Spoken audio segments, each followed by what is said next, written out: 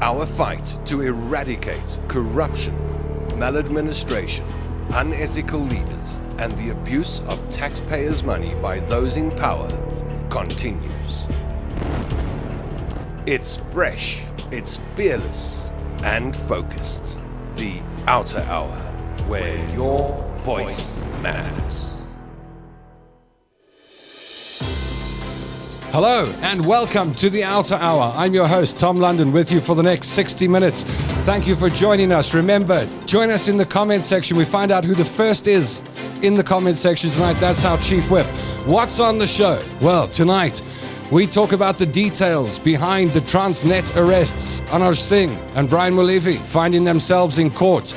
Well, nobody knows more about this case and more about those people and the corruption involved in their dealings than Rudi Heineke. He joins us first up on the Outer Hour tonight. Make sure you're part of that discussion in the comment section down below. Looking after you in the comment section, Samantha van Ispen on YouTube, and Masego Mutsuneng will be handling the comments on behalf of Outer in the Facebook page. Second half of the show, do we need electoral reform in South Africa? If so, what do we need to change about our electoral system? What would you like to see changed? What have the experts got to say? We've got a panel of experts tonight. We've got some super smart people joining us on the show to talk electoral reform. And then, of course, there's you on the other end of the camera, on the other side of the screen, wherever you may be sitting, standing, working in South Africa or around the world. Thank you for pressing play on the live broadcast. If you're watching post-live, then thank you for hitting that play button.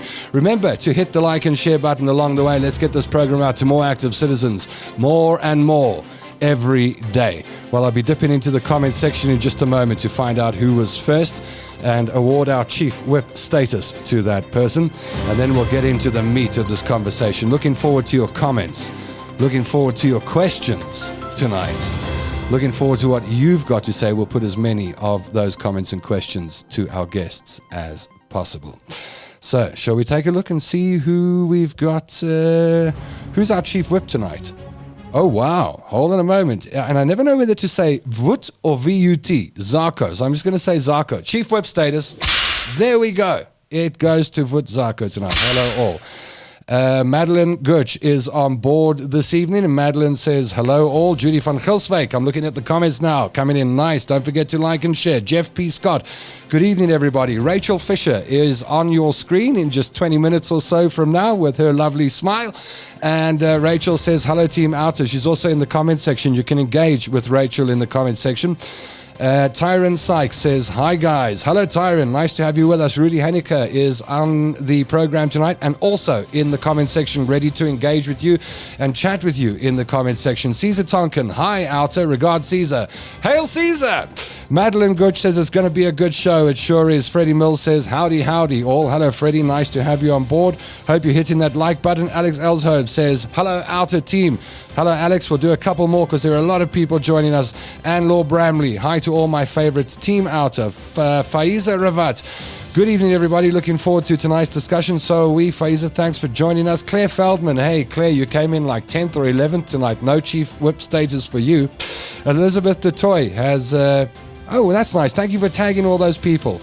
Susan Lu, I always battle with this surname, Lahubabe. I hope I got that right, from Kempton Park. Michael John Billsbury out of the Eastern Cape joins us. Stella Tsuras Fanikak says, good evening, everybody. And I think we'll leave it there, shall we? And we'll pop more hellos up on screen in just a moment.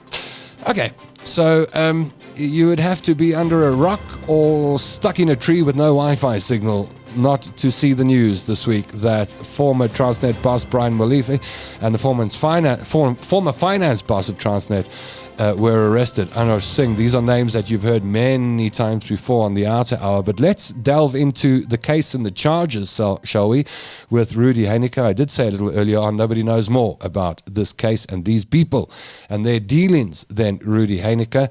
Rudi joins us now as a portfolio manager at Outer, but he's really just an encyclopedia of corruption and who's been up to what. So let's say hello to Rudi. How's it, Rudi? How are you doing? Nice to catch up with you. It's been a while. Good evening, Tom. Yes, very nice to be here, and very nice haircut you've got there. Well, I was waiting to see who'd be the first person to notice. Yeah, 3 years of long hair, and it started feeling like a thatched roof on my head. So I got it all cut off today at the barber. Thank you. And you're looking lovely too, Rudy. Thank you, Tom. The right compliments out the way. Tell us about this case. I mean, the 4 of them appeared in court. 2 have been in the news. I mean, the big names, it seems, are Brian Molefe and Anoj Singh. But there were 4 people charged. Who are the other 2? And what are the charges? Tom, the other 2 people are Mr. Lita Nonya and Niven Pillay.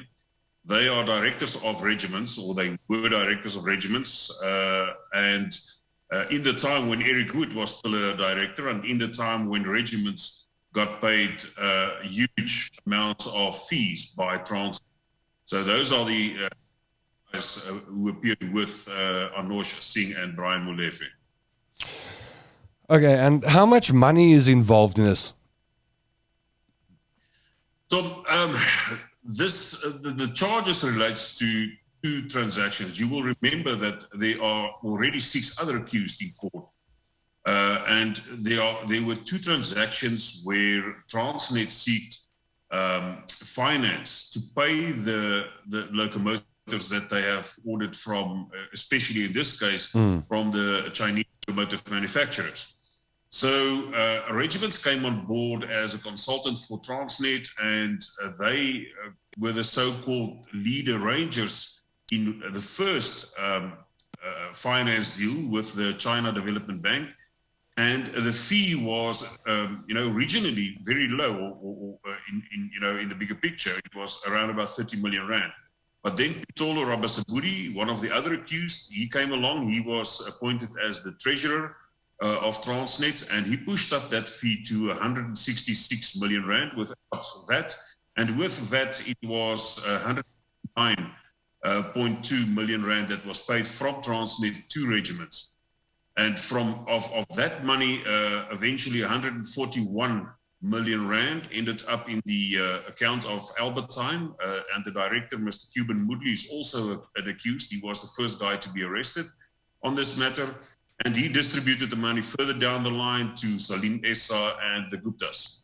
And that was on the CDB, or the China Development Bank. Got it. So the other guys, they are in court for the club loan, where 93 million was paid to Trillion at that stage, and also following the same route via Albertine to the Guptas.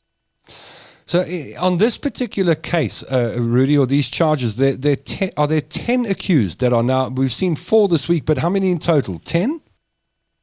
Yes, you will recall a while ago, I think it was in February this year, the first accused, Mr. Cuban Moodley, was arrested at the OR Tambo airport when he was leaving for Dubai to go and play in a so-called golf tournament there.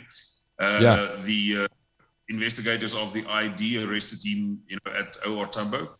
Later on, the arrests came of Siabonga Gama, Petolo Ramasaburi, Gary Pita, and they were all Transnet officials, along with Mr. Daniel Roy, who was the founder of Trillion, and Mr. Eric Wood, of course, who was the chief director, if I can put it that way, of Trillion. And they already appeared 2 times in court, and then on Monday morning, the arrests of the 4 guys that we've just mentioned, took place, and they joined them, after a short postponement in court, they joined them, and they were also charged. Rudy, and I'm looking for your questions, by the way, questions and comments in the comments section down below. We'll pass them on to Rudy Heineke. I see the first one's come in from Debbie Stephenson. Too big to put on screen, but let me just pop the first couple of lines on. Debbie wants to know, why are they all going to be allowed to travel internationally? Surely during a criminal investigation they'd have to remain here. The judge didn't seem to have a problem with them asking permission from the investigating officer.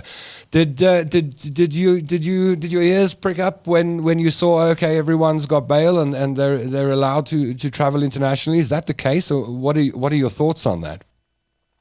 As far as I know, they had to hand in their passports. They really? Just travel. Okay.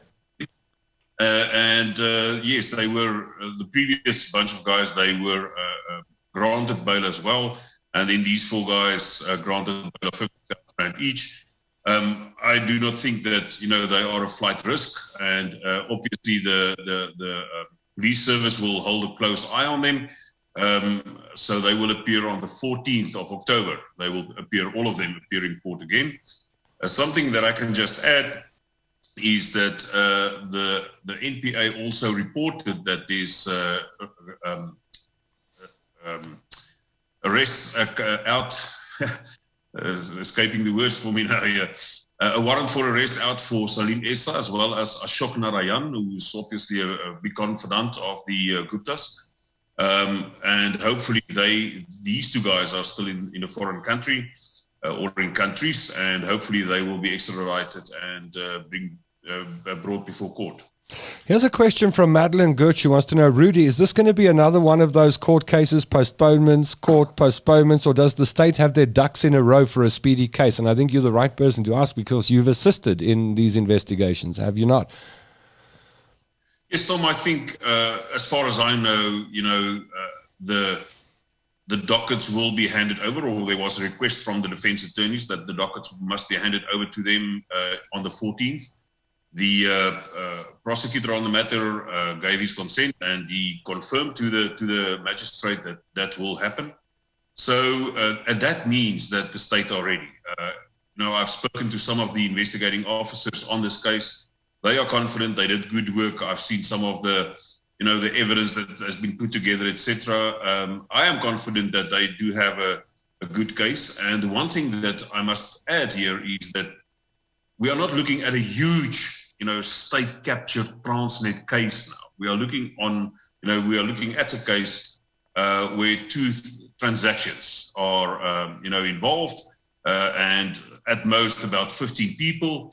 Obviously, there will be, a legal team for everybody, and we know that litigation is not, done and dusted in a week's time. Sure. It will take time to, get to a prosecution or get to, a ruling at the end of the day, but I am confident that the state is ready and that they can proceed.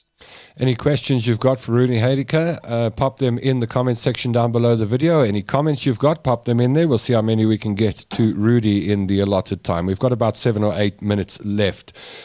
Here's one. Let me see if I can process this one. Is from Caesar Tonkins. How have civics provided information to the NPA to speed up their evidence gathering? So I guess how have civil activist organizations assisted the NPA in speeding up the evidence? Is that the case? Yes, I think it's general knowledge by now that we were in possession of the so-called Gupta leaks from June 2017 already. That is a trove of information, that we have delved into. A lot of the information that we have handed over to the authorities on this matter was retrieved from the Gupta mails. We also had access to other data sets of information, as well as information from whistleblowers, and then obviously open source information. And we put that all together in a affidavit, attached all the evidence that we could gather, and we handed that over to the authorities. We were contacted by the authorities, and I think with the first appearance of Siyaboga Gama, it was also mentioned that the NPA, or the ID for that matter, is very grateful for what Outer did, and that we assisted, and we still have a good working relationship with the ID and with all the investigators there. So yes, it was quite a journey, but it is I think it was helpful for them. What does success look like when we talk about state capture and the fight against corruption in South Africa, when you start seeing cases like this being put before the court, Rudy? Are you getting more confidence? And is this a net that is widening? It starts with 1 or 2, and then it's 3 or 4, and then it's 10, and then it's 30, and then it's 40. And then it's this big net around the corrupt, and somehow it gets pulled in. Have I kind of got that right?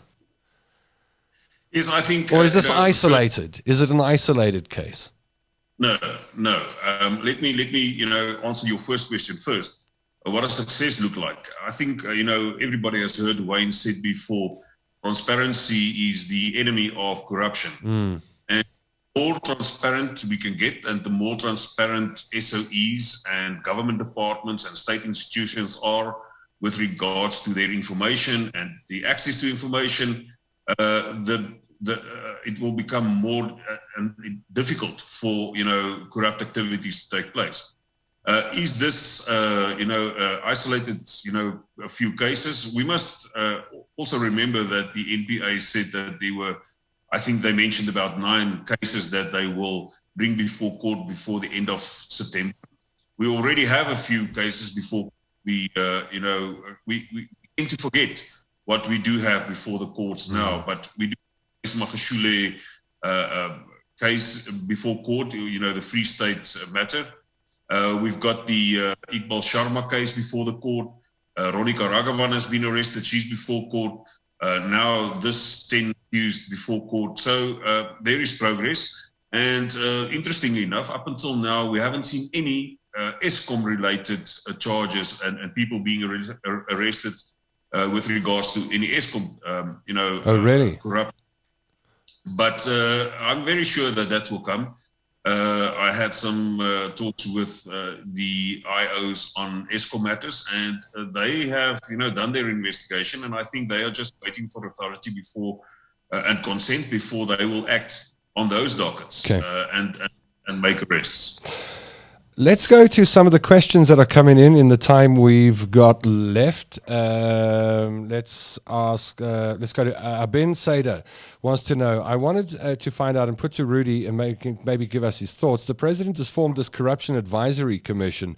Isn't that a duplication of the function that the NPA has?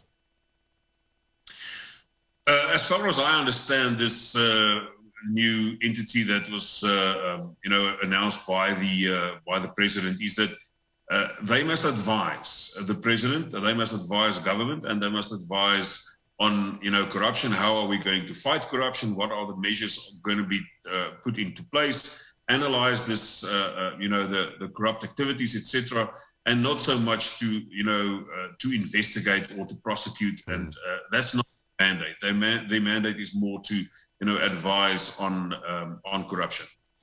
Here's a comment from Anita Wales saying, I do foresee all of them using the Stalingrad process, as seems to be the norm with their untouchables, I'm afraid, and we'll have to foot the bills once again. What are the chances that this case could drag on like the arms deal case? Well, Anita, it is there's always a possibility like that. You must keep in mind that these accused, they will obviously employ, very experienced and skilled senior lawyers, senior counsel, that will really, take any line that they can get and any trick in the book to get the best for their clients. So we can, expect that there will be a lot of interlocutory applications. But at the end of the day, if this trial takes a year, 2 years, 5 years, what is good for me, or the positive that I take from this, is that, these guys are now isolated from doing business with government. We know that, we know their names, we know their faces, and I'm confident that they will not be able to, carry on with any corrupt activities. Marked men, so to speak, yeah. Absolutely. Even if they are out on bail, who to touch Brian Molefe or Anoj Singh or Lita Nonya, Eric Wood at this stage, getting into business with them. So that is the positive that I take out of this, is that even if the court case is carrying on for years, these guys will be isolated and they will not be able to carry on with business. Let's squeeze one more viewer question in before we say goodbye to you for the segment, Rudy. And this is from Tyron Sykes. Tyron says, I'm hoping these guys get serious jail time, but will we also see some money paid back, selling of their assets, etc.? What are the penalties involved in this particular case? Corruption and fraud, right? Yes, look, all these charges, corruption, fraud, racketeering, money laundering, very serious charges, and it will carry penalties of at least 15, 20, 25 years in jail. With regards to recovering, some of the assets, some of the money that has been lost by SOEs like Transnet, ESCOM, etc., We must remember that, the first 2 years of the investigating directorate, when Hermione Cronje was in charge, they concentrated a lot on asset forfeiture cases, and they got freezing orders. I know for a fact that there's a freezing order for more than R1 billion on assets of regiments capital. So, there's two avenues that must be taken. The criminal cases that must carry on and the prosecution, but we must also try to recover as much as we can from these characters. So at this stage, it looks like there's a good balance between the two, and hopefully, when we progress with more criminal cases, more freezing orders will come as well. Rudy, and that's it for our segment, the first segment on the show. I know you're going to be hanging around and chatting to people in the comment section. If you want to engage with Rudy off camera, then Rudy's in the comment section down below this video, and he's standing by to chat with you. I see our Ben's got some questions that you may just want to interact in the comment section on. So get chatting in the comment section. Most of our guests or outer representatives are in the comment section as well as being on air, so you've always got the chance to say hello to them and ask them questions and chat with them. Now, the second half of the show tonight is dedicated to electoral reform. Do you think we need to change our electoral system? Is it working for you as a South African voter, as a South African citizen? What would you like to see changed? Have you put any thought into this? We've got an election coming up in just under 2 years, and the country's fate depends on who we put in power every 4 years. Have you been happy over the last 20-odd, 30 years in South Africa with our system? People you're voting for, the way that they land up in Parliament, the role of parliamentarians, the duties of parliamentarians, and this constitutional democracy that we have in South Africa. What are your comments? What are your questions? I'm delighted to have you on board with us this evening. If you're watching live, pop them in the comment section down below. We'll put them to the panel of experts. Experts tonight include Tessa Dooms, who is a director of the Rivonia Circle. Tessa's a sociologist, development practitioner, political analyst. She has 15 years experience as a development worker, trainer and researcher with expertise on governance, youth development, innovation. She was appointed to the National Planning Commission to advise the President of South Africa on the National Development Plan. She's a trustee of the Kagiso Trust, and she holds a Master's of Arts from the University of Witwatersrand. All of our guests have extensive CVs tonight. We'll take the whole night to read everything, but suffice to say, we've got the experts on air for you. Lukhona Mnguni joins us. Lukhona is a governance, politics and development specialist, currently serves as the head of policy and research at the Rivonia Circle. Lukhona's work includes a current affairs analytical show on ENCA you may have seen, called On the Spot with Lukhona Mnguni. It's also hosted previously a flagship show, Power Talk, on Power 987, no stranger to the airwaves and live broadcasting. Lukhona Mnguni joins Rachel Fisher, our very own Rachel Fisher, who needs no introduction really, because you know her. She's our parliamentary engagement and research manager at Outer. Let's start off by saying hello to Rachel Fisher, part of the Outer family, and ask her how life is down in Cape Town, there where it's going to cost, what, 2 or 3 billion to rebuild Parliament? Yes, that hurts. Hello, Tom, and hello to all our viewers. Things are heating up in Cape Town and in South Africa, especially around this electoral reform debate. It is everywhere, and civil society certainly is mobilizing towards addressing this issue. Well, let me say hello to Tessa Dooms quickly and just welcome you to the show. Hello, Tessa. Welcome to the Outer Hour. I hope it's not the last time, and hope you'll enjoy this evening. Hi, thank you for having me. And there we got you on screen. Lekker. We like your apartments. Can I come and stay there? I like the color schemes. Yeah, it's hardly an apartment. Rivonia Circle keeps us on the road. Oh, wow. It's a temporary fixture. Okay, got it. Well, hope you're comfortable there. And thank you for joining us. Looking forward to the discussion. Lukhona Mnguni, thank you for joining us this evening. How's your week been treating you? I clearly haven't found the unmute button after all these years. None of us have. Not one of us has. Welcome to the show, Lukhona. No, thank you so much. Been a good week. Was with the team in Mthatha at the Rivonia Circle, but now back, and we are talking all things local government at the South African Human Rights Commission conference. Looking for your questions and comments around electoral reform. Any comments or questions you've got for our experts tonight, pop them in the comment section below the video. Let's start off with Rachel and some simple and broad questions. Rachel, what is electoral reform in its broadest form? In its broadest form, it's reforming our current electoral system. So this finds its basis in allowing independent candidates to contest national and provincial elections so that they can stand in Parliament, basically. So this has been mandated by the Constitutional Court in 2020. The deadline was the 10th of June, 2022. The deadline has been shifted to the 10th of December of this year. And now we're just keeping our eyes wide open, monitoring Parliament and hoping the Portfolio Committee does what they're supposed to do. Why is it such a hot topic right now, Rachel? Why is electoral reform on everybody's lips? Well, you might recall in a previous Outer Hour when we discussed this, I set out the timelines and even mentioned now. So, we're on the doorstep of September. So we've got September, October, November, then December. So very few months left. We've been warning against these very short timelines and so much needs to happen. Now, we are not just now looking at the deadline of December, but we're keeping our eyes on the national elections. Any delay now that goes beyond December is putting our elections in jeopardy. And we're putting pressure on the Independent Electoral Commission as well. So the knock-on effect is staggering. What does it mean for the South Africans?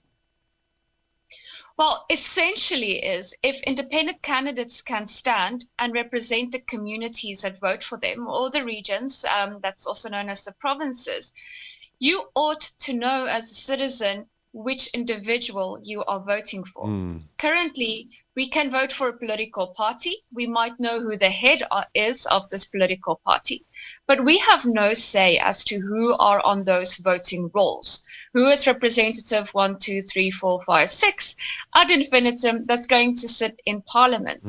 So if we know who this person is, we know who to target and hold to account if we have concerns, for example, in service delivery. We'll get to some of the comments and questions that are coming in on the comment line. Thank you very much. I see Carl Edwards has started firing off the questions and looking forward to yours. Please pop them in the comment section down below the video. Let me ask Tessa Dooms about different types of electoral systems. Tessa, run us through some of the more popular electoral systems. So it's important to start with the electoral system that we use mostly in our country in terms of national and provincial elections, which is a proportional representative system. So the idea is that we vote for parties, and whatever division of the votes go between those parties then send representatives on the party's behalf into Parliament, into legislatures. At local government level, it's a little bit different because we have a split system at local level, where on the one hand, we vote for parties and they do that representational split. But on the other hand, we also have a proportion of the seats that are direct voting, which works on a first past the post mechanism, where you have two candidates that are running, and those candidates can come from parties, but they are standing as themselves. Okay. And that means independent candidates can also stand in that race, and they then go for ward councillor seats, 1-to-1. So those are the kinds of systems that we have here. And so the direct voting is very similar to what happens in the US, for example. In the US, they actually get to vote for people. They get to vote for direct representatives rather than voting broadly for the party. So that's why in the US, you can actually vote for the president, where in our system, you can't vote for the president. We vote for the parties. Those parties send representatives to Parliament, and the parliamentarians actually vote in our president. And that's very different from a system in the US. So there are other systems that are kind of a combination or augmentation of those categories. But it's basically either you're going for more direct representation or more proportional representation through parties. Would the Rivonia Circle like to see South Africans voting for a president? Yeah, we're having that debate within the Rivonia Circle. I think Lukona can talk a lot more to that. But I think that what we definitely do think that the country is yearning for is a lot more direct voting, and not necessarily just for the president, but being able to directly vote for people who can represent you in the way that Rachel spoke about. So that doesn't necessarily mean you need to abolish completely the PR system. In fact, in the early 2000s, there was a report by Fansel Slabbert that came out that actually spoke about having this kind of mixed system similar to what we have at the local government level. Because the big issue isn't really about just directly voting, but around the idea of creating a constituency of people that you actually represent. And that's what we are definitely in favor of at the Rivonia Circle, because our politics is going in that direction. We're seeing more and more. I mean, we've got over 300 parties that contested the 2021 elections last year, because people want to be able to say, I know who I'm voting for. I'm voting for somebody who lives in my area, who I know, who I can trust, and who I can hold accountable afterwards. And that really lends itself to constituency. So we think that the country is moving in that direction and the electoral system should follow. What are the strengths and weaknesses of our current electoral system in South Africa? Yeah, I think that that first issue around constituencies is part of a bigger conversation about accountability. So what we've seen, for instance, if we think about things like votes of no confidence in parliament, when those votes come up, and there's one being proposed right now, it's really the parties and the party bosses that get to decide how parliamentarians vote, because the party has deployed that member of parliament. Even in the case of the president, we've seen 2 presidents who have resigned, but they were recalled by their party rather than going through a full impeachment process, because the party has the power to do that, which means that the accountability of our representatives has been concentrated within the party. So if you're not a party member, it's easy for the party just to say, well, you're not part of the party, so therefore our MPs don't have to listen to you. And so a weakness of PR is that we as voters in between elections struggle to have ways to hold people to account, struggle to have ways to get MPs and people in legislations to vote on the issues that we care about, but most importantly, struggle to recall people if they're not doing a good job. Lukona, why is the Rivonia Circle involved in this cause? Why does the Rivonia Circle find it important? Well, when we started the Rivonia Circle and launched in January 2022, we did say that we are looking for political alternatives, both within the formal way of doing politics and informal way of doing politics. We do believe that the amendment of the Electoral Act, which many people have agitated for even before the Constitutional Court judgment of 2020, is that it's very important for it to be done. It's also important to achieve significant electoral reforms beyond what the Constitutional Court said. But of course, sometimes we feed the Constitutional Court its own intentions. All the court said was that the Electoral Act is unconstitutional insofar as it does not allow independent candidates to participate in national and provincial elections. But the formulation of making sure that independent candidates participate in national and provincial elections must actually meet certain constitutional tests. There must be fairness in how you participate. There must be ease of participation. There must be, to a great degree, a way in which that people feel they are electing somebody directly. What the current bill does, which makes us unhappy, is that it says the province of KwaZulu-Natal is a constituency, and an individual is going to campaign against a political party in KwaZulu-Natal. Now, there's a very high chance that somebody who is in Kokstad, at the lower parts of KwaZulu-Natal, does not know anybody in Umkhanyakude, in the northern parts of KwaZulu-Natal. But you are saying somebody in Kokstad must have equal resources as a political party to contest with somebody for votes in Umkhanyakude. It's irrational to approach it that way. So we really think that Parliament has missed the boat, and this is not within the frame of alternative politics that we are seeking. That frame is locating power closer to people, enabling people to actually elect people that they know or have a fair chance of knowing. But once you move beyond a local municipality as a constituency or a district municipality, you lessen the opportunity for people to feel they are being led by those who come and hail from their communities. Their area. So this process is very important for the Rivonia Circle because we do think that power must be returned to people. As Tessa was saying, the problem with the current system is what we call a closed list system. A party could even lie to you in terms of who it is sending on its behalf to Parliament. And then once it has achieved the results, it will manipulate its way out of the process. And it's very easy to do that. You simply say, if Thomas is number one on the list, he must submit a letter that he's unavailable to occupy the list. So you quickly start trickling out. Whereas when a person stands on behalf of a party in a constituency, once they become unavailable, that constituency must go to a by-election because people are guaranteed that they know who they are voting for. And that's why we are interested in this, because we feel substantive electoral reforms will locate power closer to people and give meaningful representation. Just a quick one. In 2019, a travesty of justice happened. The EFF had what we call regional to national lists. And some of its national leaders were in provincial lists in provinces where they've never set foot or don't even live there, because the current system allows is for that, open to that kind of manipulation. Do you think government is doing enough to ensure proper electoral reform? And I'll tie it into a question from Carl, who says, will we see reform since it would not be in the interests of the incumbents?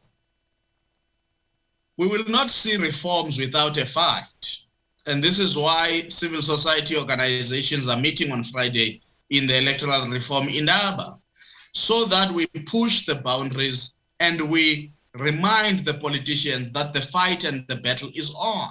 If they don't do the right thing, we will use all possible legal avenues to take them on, and I think we will succeed. But insofar as whether or not, Thomas, just remind me that first part on... will we see reform, or do you think government's doing enough? Do I think government is doing enough? Absolutely not. The current bill is a product of a cabinet decision. The Minister of Home Affairs went on a process to appoint a ministerial advisory council. The council was composed of 8 people. One of those people was an IEC commissioner. When it came to making a decision on the 2 options that were crystallizing on the table, the IEC commissioner, Dr. Masuku, recused herself, partly because I think she felt she may be conflicted because this, whatever comes out would have to be implemented by the IEC. She was there to assist the committee to think through certain things. Then there were 7 people left to vote. 4 people voted for what is known as option 2, which says we need 200 constituencies in South Africa on a first past the post system. That means whoever gets the highest votes becomes the representative of that constituency. And then 200 people will come from a constituency, a proportional representation system. That's when our political parties or political organizations would fight it out, as is the norm in the local government. Because when you vote in a metro, you've got 2 ballots. You vote for your ward councillor and you vote for the party that you want to lead in the proportional representation seats. The minister abandoned option 2 for option 1. And option 1 was saying, make a slight changes to the legislation, which is the current bill we talk about, that makes provinces constituencies. So government is not doing enough because the minister then used taxpayers' money to brief counsel in Advocate Stephen Butlander to say, can you draft a bill based on option 1?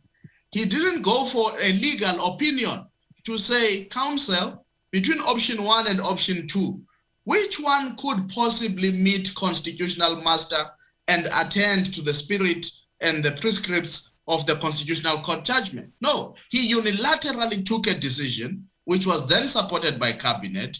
And that's why we are here, because the minister has imposed a bill on parliament, and parliament once more, true to form in terms of what has been happening for the last 28 years, did not interrogate the minister's bill and ask, but minister, what happened to option 2? They simply went on public road shows based on the minister's bill. Well, Rachel Fisher is out as Parliamentary Engagement and Research Manager. Rachel, why didn't parliamentarians question this decision? Well, you would just imagine they were trying to rush towards the deadline and figuring that they can get this passed without anybody making a noise, getting the bare minimum changed, and ticking off another box to meet the Concord deadline. I don't think they bargained on getting the pushback that they did from civil society organizations and other interested parties. And now they have to go through this process again. So too many changes have happened, substantive changes to the current bill. So the advice was now to the Portfolio Committee, they must send this back to National Assembly for consideration. Due to the changes that have been made, another round of public participation needs to occur. And then only then, if that is approved, it goes to the National Council of Provinces. And then they also need to engage in another round of public participation. So as Lakona said, you might just have another roadshow with scripted feedback and no substantial change. But once again, Parliament and Portfolio Committee is racing to meet the deadline of December. So there's lacking integrity in this. If you're looking to tick a box, what does it say about your integrity and your duty towards the public? Tessa, there's so many details as we discuss this issue. The details that come out are mind-boggling and intricate specifics. Does voter education play a role in dealing with this matter? I'm looking at comments coming in, people, the Tyrant, for example, saying the rural areas need more voter education. But I just think most South Africans don't really have a firm grasp of the electoral system in South Africa and what the problems are. Would it help the Rivonia Circle and Outer and other civil activist organizations that are trying to get electoral reform moving? Would it help if South African voters were more informed? How do we get there? So certainly there does need to be more voter education, but I would say that it's less about voter education and more about opening up space for voters to express what it is that they want, what it is they want their vote to do, and what it is they want their vote to mean. So yes, there is a lag in people's understanding of exactly how our voting process unfolds and exactly why we have the system that we have. But even when you don't have that conversation up front, people have their general frustrations about voting already as it is. There are people whose frustrations are as simple as the process through which we need to vote needs to be rethought in terms of how we register to vote, how the voting process unfolds itself. All of that is already things that get people riled up. But what I find is the thing that really gets to people is the question about why do I not get to vote for people that I actually know and people who I can actually hold accountable. That it always comes back to that because people ask the question, if the person who I voted for in my ward doesn't, deliver on what it is that they need to do, how do I then make sure that there's some sort of level that I can be heard by them, that there's something I can do about that. And our system just doesn't allow for that. So people's frustrations are already there. And it's a matter of asking the question, not do they know what the voting system means, but what would they like the voting system to bring to them in terms of this democracy. At the Rivonia Circle, we're currently working on a civic education tool to address some of these issues. And a big part of it is the question about voter registration and asking people and engaging with people around what they would like their vote to mean. So we're working on a tech tool, a WhatsApp bot type functionality that can really start to address these issues, but we mustn't believe that people don't know what they want. We really need a broad national conversation that says, how do we bring back accountability and full participation beyond the vote through the systems that we choose? Are we losing the youth as voters? I mean, a couple of people are commenting on the youth and getting young people to register and vote in the elections. Is that a problem?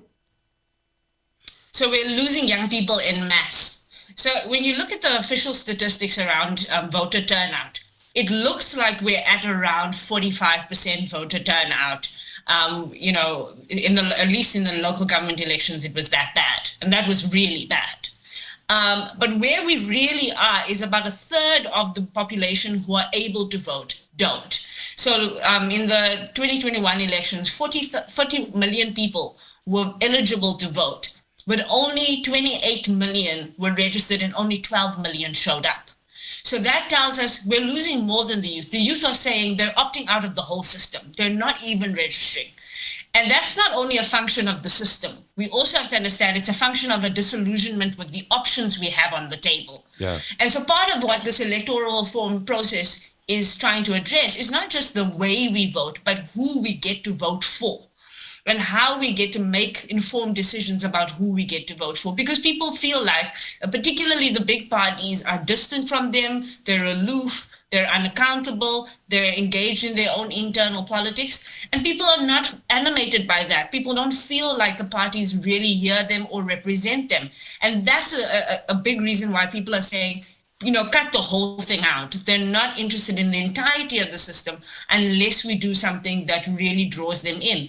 But above that, the second layer is that people who have been traditionally voting are also opting out. And they're also saying the quality of the options that we have and the ways in which we can engage are just insufficient. That's the anecdotal stuff that my stories were people I talk to and that spend a lot of time with cab drivers and average South Africans, workers and blue-collar workers, people saying the same thing over and over again. We're stuck for choice at the moment, and many people just don't go to the polls and vote because they don't feel there's anyone to vote for.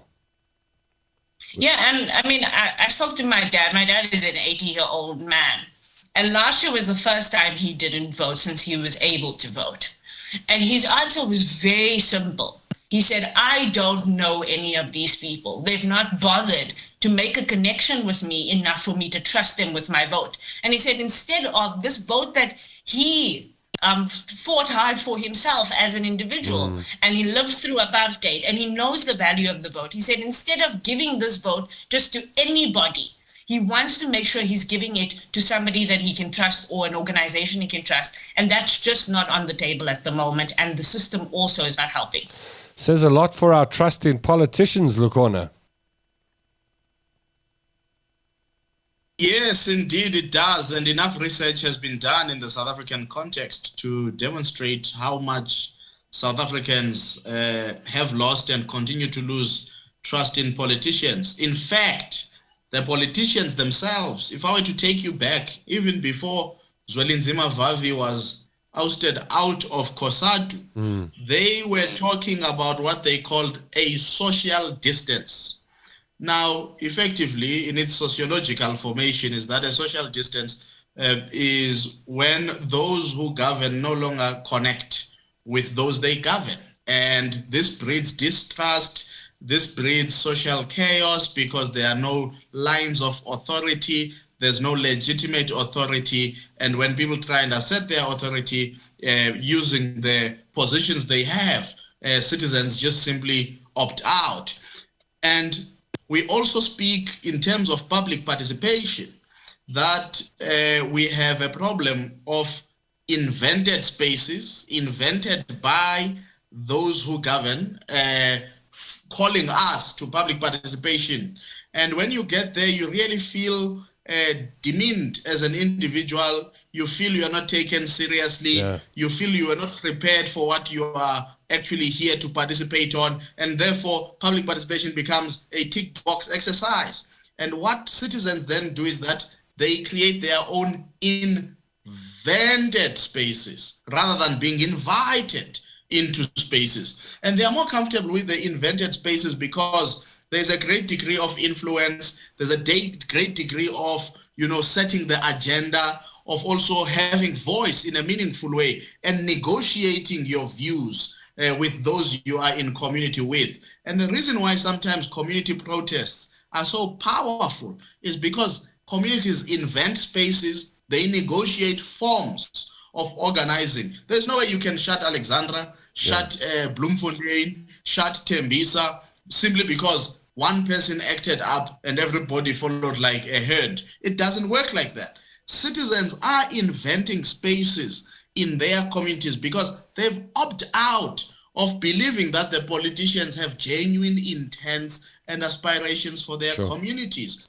And as a result, we do need to question what political culture will restore trust in those who occupy political office. I don't want to call them politicians. Because if you don't restore trust on those who occupy political office, you'll continue the social distance, you'll continue the distrust, and you'll continue the chaos, and eventually you will have a nation at the brink of collapse.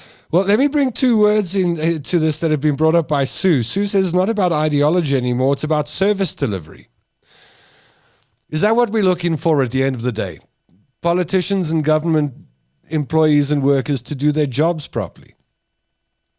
We definitely want that, but we also want politicians who are conscientious enough to implement the ethos of our constitution. The South African constitution is not ideologically neutral. Heal the wounds of the past by way of redressing past injustices. That's an ideological stance in terms of what should preoccupy those who are in the seat of government, irrespective of what political party they come from. So the South African constitution itself is a social justice transformative tool. And that's why at the Rivonia Circle, we took the view that when we analyze the constitution, it actually marshals us towards the ideology of social democracy. And you then have to take lessons learned from jurisdictions where social democracy has been implemented. In some places, they even call it the welfare state.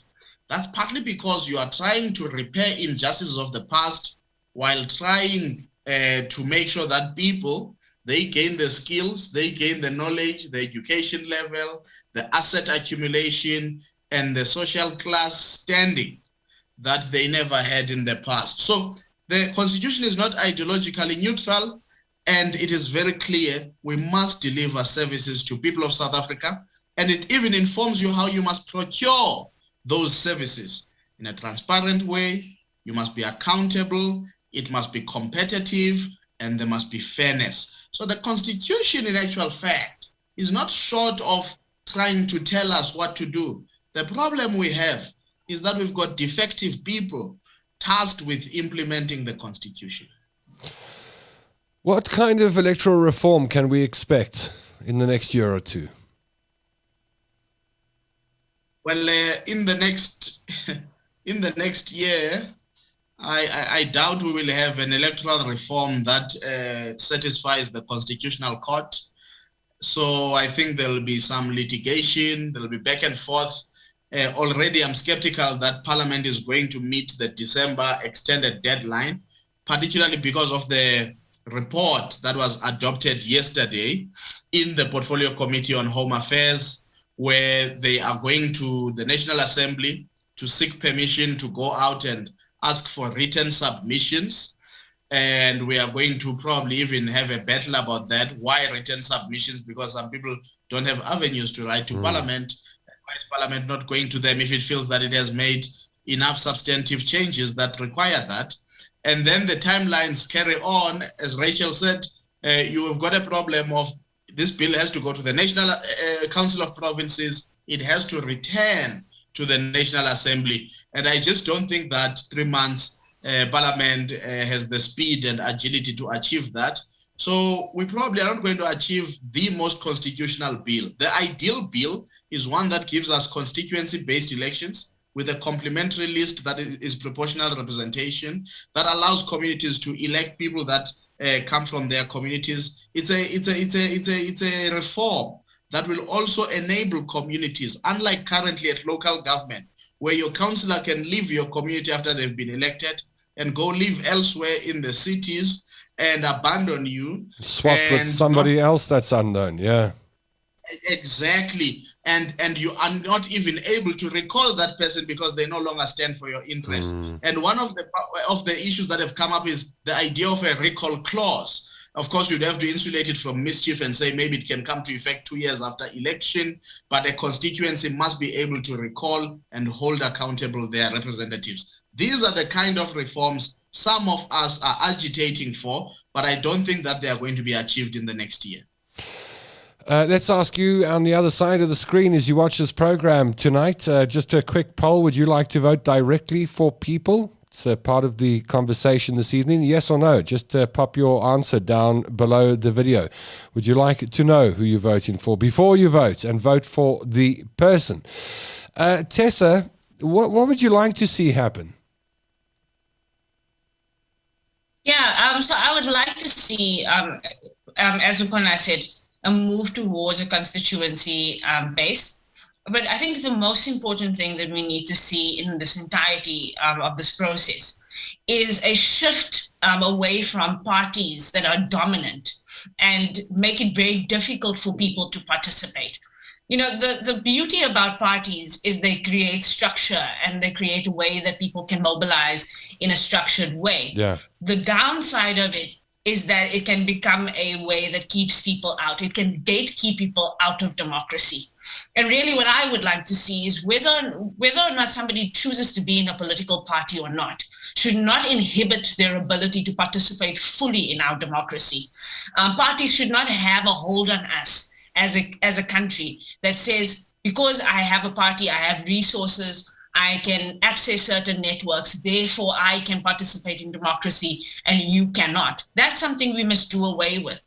When we talk about bringing power closer to people, today we had a workshop in Tata and we spoke about the word democracy. And it struck me that when we spoke about democracy and asked people what their views were, all of their views amounted to democracy in this country does not exist. A young man in Mlazi in Durban said it best. He said, in this current dispensation, we only get a vote and the politicians get democracy. They get to govern themselves, but we only get to vote.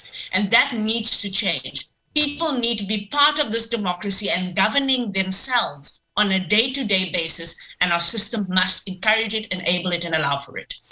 Rachel, what is OUTA doing about this? I know you do engage with Parliament and spend a lot of time with parliamentarians in the parliamentary process. What does OUTA intend doing about the electoral reform that's needed? Well, first of all, is to continue with this dialogue with other interested parties and civil society organizations to add our weight. The more of us work collaboratively, the bigger impact we can have.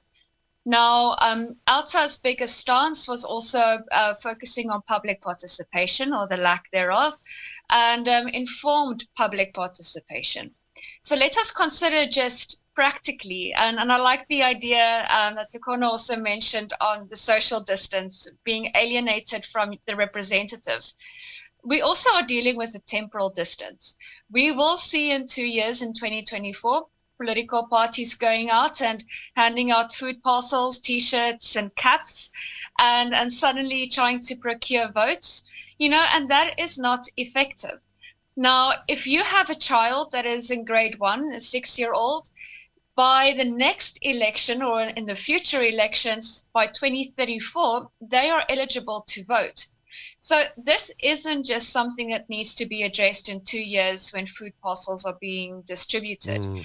This is a conversation we must have now in preparation for 2024, 27 local, 29 national, and so we go on. This is a never-ending fight. Even if electoral reform is achieved in a constitutionally viable form, this is going to be a never-ending discussion. Well, I'm sure we're going to chat about it some more as we roll on into the future, Rachel Fisher. I did ask you whether you'd like to vote for people directly. Do you want to vote for the person? Would you like to vote for the president? The person, not the party. The person. Your councillor. Do you want to vote for the person? Let's see what you've got to say. Right, Craig Blicknote says yes. I don't think we can get any no's here. Sue Truebody says yes. Scott MacDonald says yes. Bronwyn Heath says yes, definitely. Alex Elzob says yes. Susan says yes. Adele says yes.